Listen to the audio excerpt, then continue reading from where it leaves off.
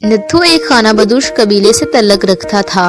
उसके माँ बाप दूसरे खाना बदोश कबीले से उसकी दुल्हन ब्याह कर लाए थे। उनका दस्तूर था कि वो दुल्हन के बदले जितना पैसा उसके माँ बाप को अदा करते, दुल्हन को उतना पैसा कमाकर ससुराल वालों को वापस करना होता। नत्थू की दुल्हन कामनी को ससुराल आए 10-12 दिन हो गए तो सास ने उससे कहा, बस री छोरी, बहुत हो चुका दुल्हनापा, आज से मेरे साथ धंधे पर चला कर। हुक्म की देर थी कि दुल्हन तैयार हो गई और छमा छम करती सास के पीछे पीछे चल पड़ी। इन लोगों का पेशा था कि गली मोहल्लों में नाच गाना गाकर भीख मांगना। ये दोनों जब करीब की आबादी के एक मोहल्ले में पहुंची तो सास ने डफली की थाप पर जोर से हाँक लगाई। दफ पर घुंघरों की आवाज सुनकर बच्चे जमा हो गए। औरतें दरवाजों पर आकर झांकने लगी।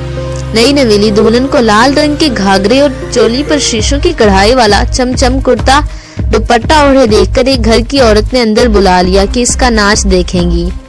कामनी की सास ने दफ बजाना शुरू की और दफ की थाप पर कामनी नाचने लगी, मगर सास को उसका नाच पसंद ना आया।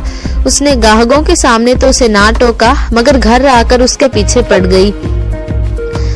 अरे ये छोरी, तुझे तो नाचना ही नहीं आता, कौन देखनेगा तेरा ये नाचना। लड़की भी चालाक थी, फौरन बोली, लो माँ जी, मैं तो अच्छा भला नाचू हूँ। वैसे हम लोग नाचे ही खुले मैदानों में हैं, पर लोगों का आंगन टेढ़ा था, वह मुझसे ठीक से पैर ना उठा। दुल्हन की नंद ने जोर से कहकहा लगाया और बोली, लो ये भी अच्छी रही, यानी खुद को नाचना नहीं आता और आंगन को टेढ़ा कह रही है।